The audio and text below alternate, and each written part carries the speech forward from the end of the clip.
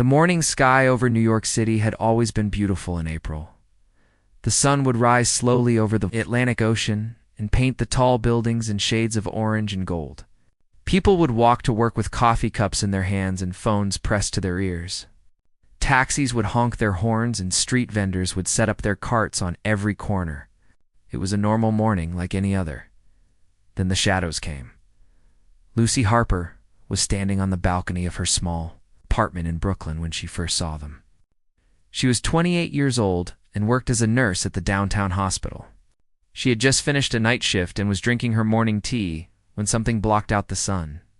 She looked up and dropped her cup. It shattered on the concrete floor, but she did not notice. Her eyes were fixed on the sky. The ships were enormous. They were dark gray and shaped like massive arrowheads. There were hundreds of them hanging in the air above the city. They made no sound at all. They simply floated there like mountains that had learned to fly. All across the world, the same scene was happening. In Tokyo and London and Cairo and Sydney, people stopped what they were doing and looked up at the sky. Cars crashed into each other on highways because drivers were staring at the impossible things above them. Children pointed and asked their parents what those things were. The parents had no answers. On the largest ship floating above the Atlantic Ocean stood Admiral Korath of the Velthri Empire.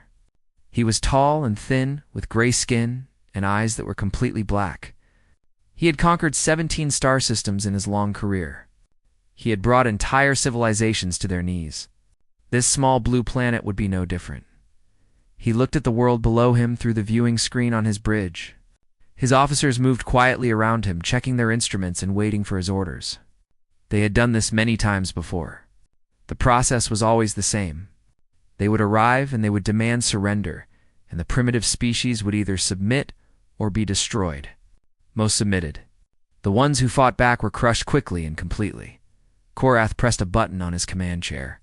His voice would now reach every device on the planet below. Every television and radio and phone and computer would carry his words to the 8 billion creatures who lived on this world. "People of Earth," he said, in a voice that was cold and calm. "I am Admiral Korath of the Velthri Empire. Your planet now belongs to us. You will surrender all military forces and all weapons within 6 hours. Your governments will step down, and our administrators will take control of your cities. Any resistance will be met with complete destruction. You have seen our ships. You cannot fight us. You cannot hide from us. You will obey, or you will die. This is your only warning." The message ended. Korath leaned back in his chair and waited. He knew what would happen next. There would be panic and fear and chaos. Then there would be desperate attacks by their primitive military forces. His shields would stop their weapons easily. After a few thousand of them died, they would understand that fighting was useless. Then they would surrender, and his work here would be done. In Geneva, Switzerland, the Emergency Council was gathering. Secretary General Linda Morrison had called every major leader to an immediate meeting. She was 52 years old, with gray hair and tired eyes. She had spent her life working for peace between nations. Now she faced something no human had ever faced before. The council room was filled with shouting voices. General Kevin Brooks from the United States was demanding an immediate nuclear strike on the alien ships. President of France was arguing for negotiation. The Prime Minister of India was asking if anyone had tried to contact the aliens to ask for their terms. Everyone was talking and no one was listening. Linda stood at the head of the long table and watched the chaos. She felt a deep exhaustion in her bones. Humanity had always been like this. Even when facing extinction, they could not stop arguing among themselves. A quiet voice spoke from the back of the room. "There may be another way." Everyone turned to look at the speaker. He was a small man with messy gray hair and thick glasses. His name was Samuel Wright, and he was a physicist from a research facility in New Mexico. Most of the people in the room did not know who he was. Those who did know him thought he was a bit strange. "Dr. Wright," Linda said. "Please speak." Samuel walked slowly to the front of the room. He did not seem nervous or afraid. He seemed almost calm, which was odd given the circumstances. "For the past 30 years, my team has been working on a project," he said. "It was originally designed for deep space communication. a way to send not just words but feelings and thoughts across vast distances. We called it the Harmony Protocol. General Brooks made an angry sound. We do not need communication. We need weapons. Samuel looked at him with patient eyes. General, your weapons will not work against them. Their technology is thousands of years ahead of ours. If we fight them, we will lose. Every single one of us will die. So what do you suggest? Linda asked. That we simply surrender? No, Samuel said. I suggest we do something they have never seen before. Something no species has ever done when faced with the Velthari Empire. And what is that? Samuel smiled slightly. It was a sad smile full of hope and uncertainty. We do nothing. We do not fight. We do not surrender. We simply continue living our lives as if they are not there. We show them that we are not afraid. And while they try to figure out what we are doing, my team will finish the Harmony Protocol. The room was silent. Everyone stared at Samuel as if he had lost his mind. That is insane, General Brooks said. Samuel replied. But it is also our only chance. Linda looked at the old physicist for a long moment. Outside the window, she could see one of the alien ships hovering over the city. It was so large, it blocked out half the sky. She thought about her children and her grandchildren. She thought about all the people on Earth who were looking up at those ships right now and feeling afraid. How long do you need? She asked. 3 weeks? Maybe less. Linda closed her eyes and made a decision that would change the course of human history. Do it, she said. Everyone else stand down. All military forces are to return to their bases. No one fires a single shot. We are going to show these invaders something they have never seen before. The room erupted in protests, but Linda raised her hand for silence. This is my decision, she said, and I am asking all of you to trust me. Trust Dr. Wright. Trust that there is more than one way to win a war. And so it began. Earth chose peace. Admiral Korath waited for the chaos to begin. He stood on his bridge and watched the planet below through his viewing screens. He waited for the missiles to launch and the aircraft to scramble and the armies to mobilize. He had seen it happen on every world he had ever conquered. Fear always made species fight back even when fighting was hopeless. But nothing happened. The first hour passed, and the cities remained calm. The second hour passed, and no weapons were fired. By the third hour, Korath was pacing back and forth across his bridge with confusion growing in his mind. What are they doing?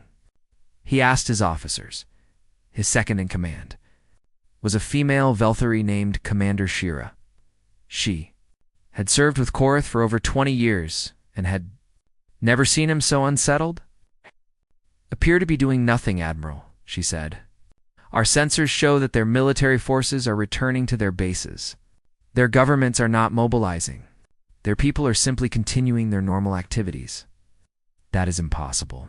No species ignores an invasion. And yet that is exactly what they are doing. Korath stopped pacing and stared at the viewing screen. On it, he could see a city called Los Angeles. The sun was shining there, and people were walking on the streets. Cars were moving through traffic.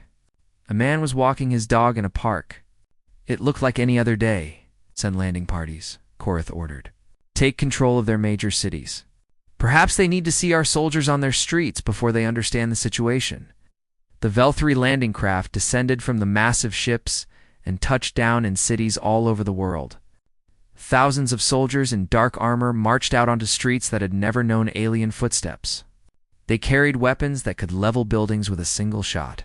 They were trained to crush any resistance with brutal efficiency. They found no resistance at all in Chicago. A squad of 12 Velthari soldiers marched down Michigan Avenue, expecting to be met with gunfire or explosions or screaming crowds. Instead, they found people shopping. A woman walked past them carrying bags from a department store. She glanced at them briefly and then continued on her way as if they were nothing more interesting than street performers. The squad leader was a young officer named Tavros. He had fought in 3 planetary conquests and had never experienced anything like this. He stopped a man who was walking toward him on the sidewalk. Utavros said, pointing his weapon at the man. Do you not understand what is happening? Your world has been invaded. The man looked at Tavros with calm eyes. His name was Daniel Reed, and he was 45 years old and worked as an accountant. He had a wife and 2 children at home. He had seen the alien ships in the sky that morning and had felt afraid like everyone else. But then the announcement had come from the government, telling everyone to remain calm and continue their normal lives. Daniel did not fully understand why, but he trusted that someone somewhere had a plan. I understand, Daniel said, but I have to get to work. My boss will be upset if I am late.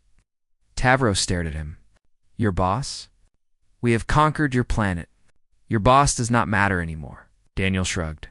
Maybe, but until someone tells me otherwise, I still have a job to do. Have a nice day. He walked around Tavros and continued down the street.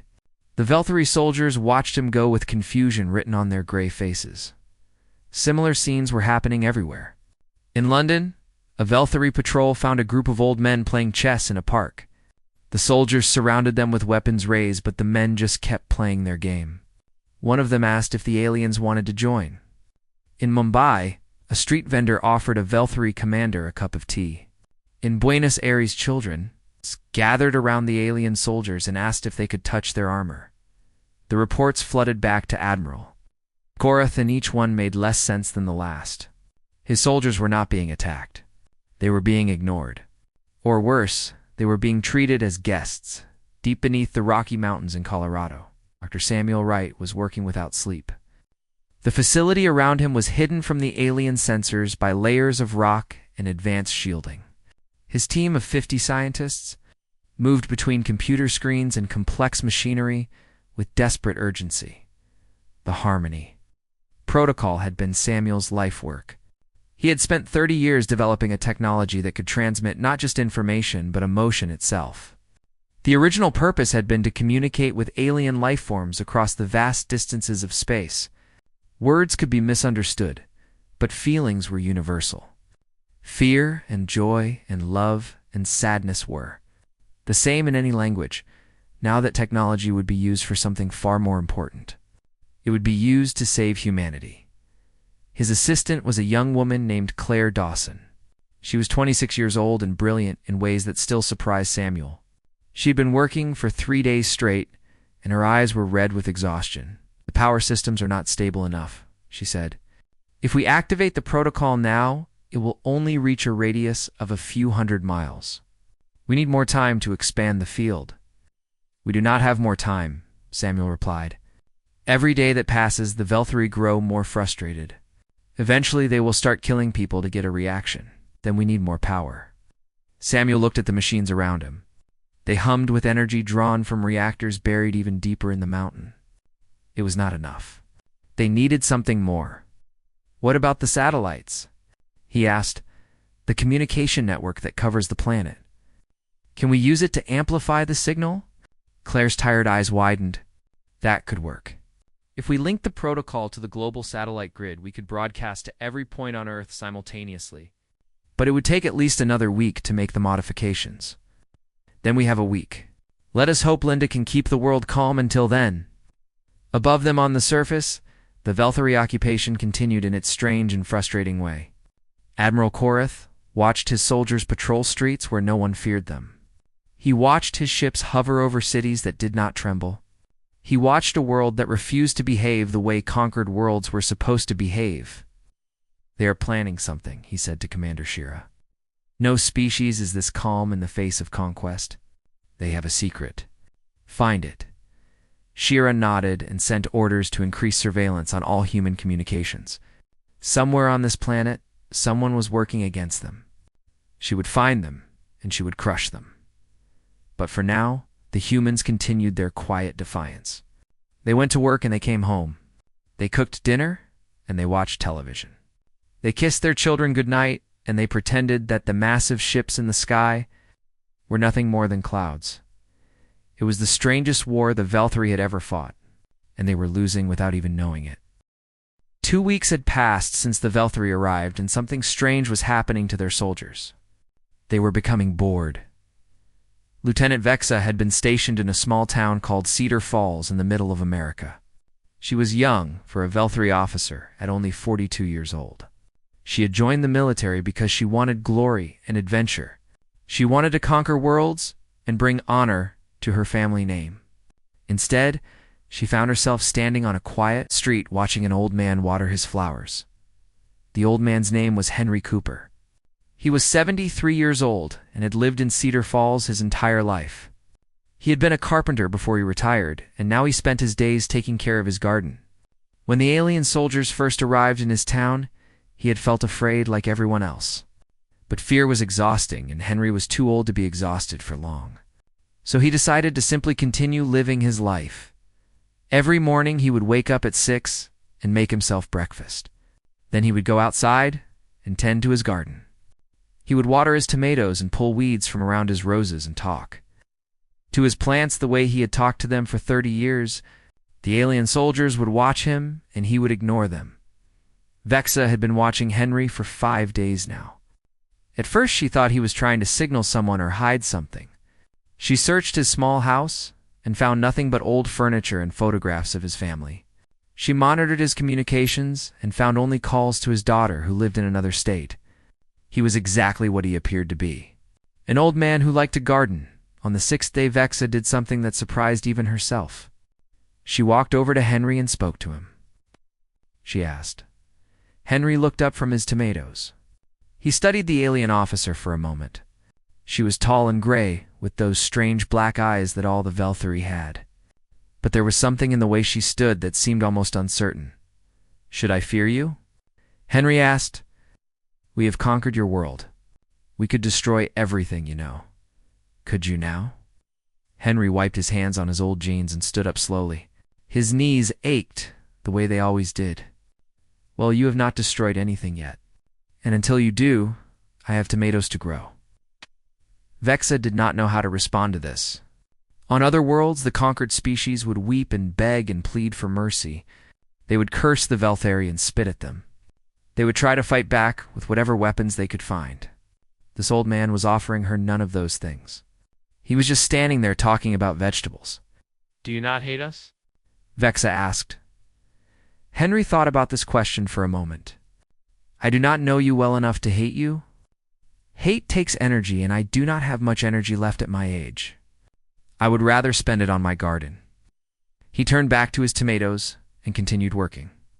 Vexa stood there watching him for a long time. She did not understand this species at all. Far away in Geneva, Secretary General Linda Morrison was facing a different kind of challenge. The world leaders were growing restless. 2 weeks of doing nothing was testing their patience. Every day someone would call her demanding action. Every day she would tell them to wait and trust the plan. General Kevin Brooks was the loudest voice against her. He had been calling for military strikes since the first day. Now he was threatening to act without her approval. We look weak, he said during their latest argument. The whole galaxy is watching us do nothing while aliens walk our streets. We are becoming a joke. Linda kept her voice calm even though she wanted to scream. We are alive, General. Every person on this planet is still alive. Can you say the same for the other worlds the Velthary have conquered? We do not know what happened to those worlds. I do. Linda pulled up files on her computer screen. Dr. Wright's team has been studying Velthary communications. The species that fought back were destroyed. Completely. Billions of lives erased because they chose to resist. The species that surrendered were enslaved. Their cultures were erased and their people were put to work in mines and factories. Is that what you want for humanity? Brooks was silent for a moment. And you think doing nothing will lead to a better outcome? I think it will lead to a different outcome. One they have never seen before. Dr. Wright says he needs 3 more days. Can you give me 3 more days? Brooks stared at her with hard eyes. Then he nodded slowly. 3 days. After that, I am taking action whether you approve or not. Linda let out a breath she did not know she had been holding. 3 days. She hoped it would be enough. In the underground facility beneath the Rocky Mountains, Samuel Wright was closer than ever to completing his work. The Harmony Protocol was connected to the global satellite network now. Claire Dawson and the rest of the team had worked miracles to make it happen. But there was still one problem. The power draw is too high, Claire said. When we activate the protocol, it will drain every power grid on the planet. There will be blackouts everywhere. Samuel nodded. He had expected this. How long will the blackouts last? A few hours at most. The grids will recover once the initial broadcast is complete. And the protocol itself? Will it work? Claire looked at the data on her screens. Numbers and graphs and calculations that represented 30 years of research. In theory, yes. The field will spread across the entire planet in less than a second. Every Veltari within range will feel what humans feel. They will experience our emotions as if they were their own. And after that, I do not know. No one has ever done anything like this before. We are guessing that empathy will change them. That feeling what we feel will make them unable to hurt us. But we cannot be certain. Samuel walked over to the central console. The Harmony protocol hummed quietly, waiting to be activated. He thought about all the people on the surface living their lives under the shadow of alien ships. He thought about his daughter and his grandchildren. He thought about the future of the human race. We have to try, he said. Whatever happens, we have to try. Above them, Admiral Korath was losing patience. 2 weeks of occupation, and he had nothing to show for it. No resistance to crush.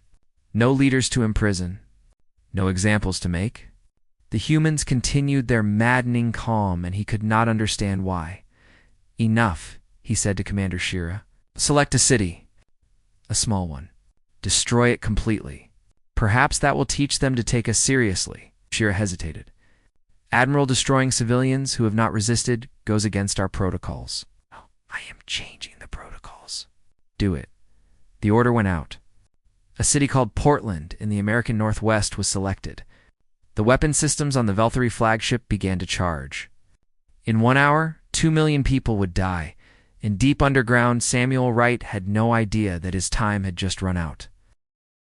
The warning came from an unexpected source. A young Veltari communications officer named Torin had been monitoring human broadcasts for 2 weeks. He had learned to understand their languages and had grown fascinated by their strange culture. When he heard the order to destroy Portland, he felt something he had never felt before. He felt sick. Torin did not know why he did what he did next. Perhaps it was because he had spent so many hours listening to human voices. Perhaps it was because he had heard a mother singing to her child on a radio station in that very city. Whatever the reason, he made a choice that would cost him everything. He sent a secret transmission to the human government warning them of the attack. The message reached Linda Morrison, 17. Minutes before the weapon was scheduled to fire, she read it 3 times before she believed it. Then she grabbed her phone and called Samuel Wright. "We're out of time," she said. "They are going to destroy Portland in 15 minutes. Whatever you have, it needs to work now." Samuel felt his heart stop for a moment. The protocol is not ready. We need at least another day to stabilize the power systems. We do not have another day. We do not have another hour. Samuel, please. 2 million people are about to die. Samuel looked around the facility at his exhausted team. Claire was staring at him with wide eyes. Everyone had heard the conversation. Everyone knew what was at stake. "If we activate now, the power surge could destroy the equipment," Claire said. "We might only get one chance, and then the protocol will be gone forever. If we do not activate now, Portland will be gone forever." Samuel replied. He walked to the central console and placed his hands on the controls. 30 years of work had led to this moment. Everything he had dreamed of and hoped for was contained in this machine. It was not ready. It might not work. But 2 million people were counting on him, even though they did not know it. "Everyone prepare for activation," he said. "Route all available power to the protocol, and pray that this works." The team moved quickly. Switches were flipped and buttons were pressed. The hum of the Harmony protocol grew louder and louder until the whole facility was vibrating. Warning lights flashed on every screen. The power levels were climbing beyond safe limits. On the Veltari, Flagship Admiral Korath watched the countdown on his display. 3 minutes until the weapon fired. 3 minutes until these stubborn humans learned the price of defiance. He felt a grim satisfaction. This is how conquest was supposed to work. Admiral Commander Shira said, "We are detecting a massive power surge on the planet's surface. It appears to be coming from somewhere in the mountain region of North America." Korath frowned. "What kind of power surge?" "Unknown. It does not match any weapon signature in our database. Should we delay the attack?" Korath considered this for a moment. Then he shook his head. "No. Whatever they are doing, it is too late. Continue the countdown." 2 minutes remained. In the underground facility, the Harmony Protocol reached critical levels. Samuel watched the numbers climb higher and higher. The machine was shaking now. Sparks flew from overloaded circuits. One of the power conduits exploded and filled the room with smoke. "We are losing containment," Claire shouted over the noise. "If we do not activate in the next 30 seconds, the whole system will collapse." Samuel did not hesitate. He pressed the activation button. For a single moment, nothing happened. The facility went completely silent. The lights went dark. Every screen went blank. Samuel thought they had failed. He thought 2 million people were about to die because he was not smart enough or fast enough. Then the wave hit. It spread outward from the facility at the speed of light. It passed through rock and metal and air and water. It touched every satellite in orbit and bounced back down to cover every inch of the planet. It was invisible and silent and unstoppable, and it carried with it the combined emotions of 8 billion human beings. Admiral Korath was looking at the countdown when the wave reached him. 10 seconds remained until Portland was destroyed. Then suddenly he was not on his bridge anymore. He was everywhere. He was a mother in Tokyo holding her newborn baby for the first time. He felt the overwhelming love that filled her heart. He was a boy in Brazil scoring his first goal in a soccer match. He felt the pure joy of that moment. He was an old woman in Nigeria watching the sunset with her husband of 50 years. He felt the deep contentment of a life well lived. But he also felt the fear. He felt 8 billion people looking up at the sky and wondering if today was the day they would die. He felt children asking their parents why the aliens were here. He felt the desperate hope that somehow everything would be okay. Korath fell to his knees. Tears streamed down his gray face. He had conquered 17 star systems. He had ordered the deaths of billions, but he had never felt what his victims felt. He had never known the weight of the suffering he caused. Now he knew. Now he felt all of it. All across Earth, the same thing was happening to every Velthari soldier. Lieutenant Vexa was standing in Henry Cooper's garden when the wave hit her. She felt Henry's quiet love for his late wife who had died 3 years ago. She felt his hope that his tomatoes would grow well this season. She felt his stubborn determination to find beauty in every day. She also felt his sadness, his loneliness, the ache of growing old without the person he loved most. It was so human and so real and so overwhelming that Vexa sank to her knees in the dirt and wept. Henry watched her with surprise. Then slowly, carefully, he walked over and knelt beside her.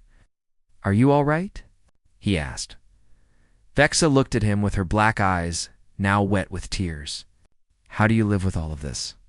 How do you carry so much feeling inside you every day?" Henry thought about the question. "I suppose we do not have a choice. Feeling is what makes us alive. The good and the bad together.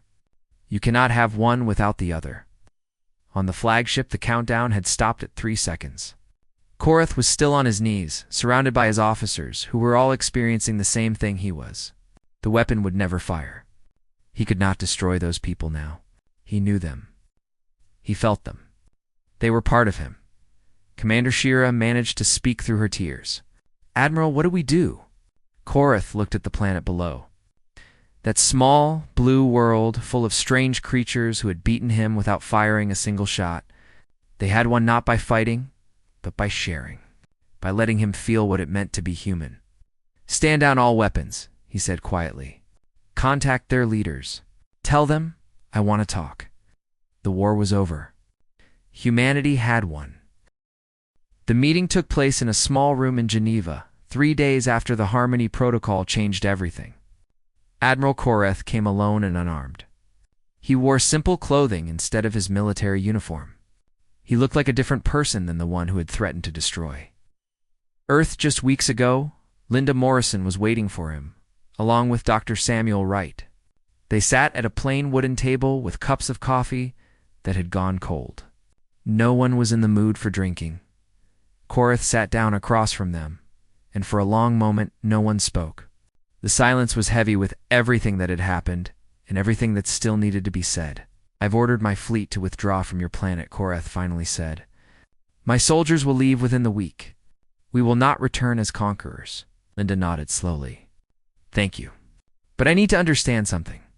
The effects of the protocol were temporary. You are no longer feeling what we feel. So why are you still choosing to leave?" Korath looked down at his gray hands. They were the hands of a killer. He had used them to sign orders that ended billions of lives. Now they trembled slightly as he searched for the right words. "The effects may have faded, but the memory has not. I remember what it felt like to be human. I remember the love and the fear and the hope. I cannot forget it. I will never forget it." He looked up at Linda with his dark eyes. "For 3,000 years, my species has conquered the galaxy. We believed we were superior because we were stronger. But strength without feeling is empty. You showed me that." Samuel leaned forward. "What will you do now? What will you tell your empire?" "The truth. I will tell them that we found a species that defeated us without weapons. A species that showed us what we had lost long ago. Some will not believe me. Some will call me weak and demand my removal. But others will listen. Others will want to learn. And if your empire decides to return and finish what you started," Linda asked. Korath shook his head. "They will not. I recorded everything that happened to me. Every emotion I felt. I will broadcast it to every ship in the fleet. Every soldier will experience what I experienced. They will know what you are, and they will not want to destroy you." The meeting ended with a handshake. It was a simple human gesture, but Korath had learned its meaning during his brief time feeling human emotions. It meant trust. It meant a promise to try. In the weeks that followed, the Velthari withdrew from Earth, just as Korath had promised. Their massive ships lifted into the sky and disappeared among the stars. People around the world watched them go with a mixture of relief and wonder. They had faced extinction and survived. They had won a war without fighting it, but not everything returned to normal. Something had changed in the way humans saw themselves and their place in the universe. Lieutenant Vexa chose not to leave with the fleet. She requested permission to stay on Earth, and Admiral Korath granted it. She returned to Cedar Falls and found Henry Cooper still working in his garden as if nothing had happened. "You came back," Henry said when he saw her walking up his driveway. "I did not know where else to go. When I felt what you felt, something changed inside me. I do not want to conquer anymore. I do not want to fight. I want to understand." Henry smiled and handed her a small shovel. "Well, if you want to understand humans, you can start by helping me plant these beans. Nothing teaches you about life like growing things." Vexa took the shovel and knelt in the dirt beside him. She did not know how to garden, but she was willing to learn. She was willing to learn everything. Across the world, similar stories were unfolding. Many Velthari soldiers had chosen to stay behind. They lived in the cities they had once patrolled as invaders. They learned human languages and human customs. They made friends with the people they had been sent to conquer. It was not always easy. Some humans did not trust them. Some humans hated them for the fear they had caused. But slowly, carefully, walls began to come down. Dr. Samuel Wright became famous, although he did not want to be. Scientists from around the world came to study the Harmony Protocol. They wanted to understand how it worked and whether it could be used again. Samuel worried about this. He had created the protocol to save humanity, not to turn it into a weapon. What if someone uses it to control people instead of connect with them? He asked Claire one evening as they worked in the rebuilt facility. Claire thought about this question. Then we have to make sure they do not. We have to teach people that empathy is not about control. It is about understanding. It only works when it goes both ways. Samuel nodded. She was right. The protocol was just a tool. What mattered was how people chose to use it. 1 year after the invasion, the first Velthari ambassador arrived on Earth. His name was Torin, and he was the young. officer who had warned the humans about the attack on Portland. He had been punished for his betrayal at first, but then pardoned when the truth about what happened spread through the empire. Now he came as a representative of a changing civilization. "The people are struggling," he told the United Nations Assembly. "For 3,000 years, we built our society on conquest and domination. Now we are trying to build something new. We do not know how. We were hoping you could teach us." Linda Morrison, who had been elected to lead the new Earth Council, stood to respond. "We are still learning ourselves. Humans have a long history of war and cruelty. We are not perfect teachers, but we can learn together. We can help each other become better than we were." It was not a perfect answer. There were no perfect answers, but it was a beginning. In Cedar Falls, Henry Cooper passed away peacefully in his sleep 2 years after the invasion. He was 75 years old, and he died in the house where he had lived his entire life. Vexa was with him at the end, holding his wrinkled hand in her gray one. "Thank you," she whispered to him even though he could no longer hear. "Thank you for showing me what it means to be alive." She buried him in his garden among the tomatoes he had loved so much. Every year after that, she tended those plants herself. She grew old in that small town, surrounded by humans who had become her family. She never returned to the stars. The galaxy watched Earth with new eyes. Word spread of the small blue world that had faced the Velthari Empire and chosen peace. Other species began to send messages asking how the humans had done it, asking if they too could learn. Earth had no great fleet. It had no powerful weapons.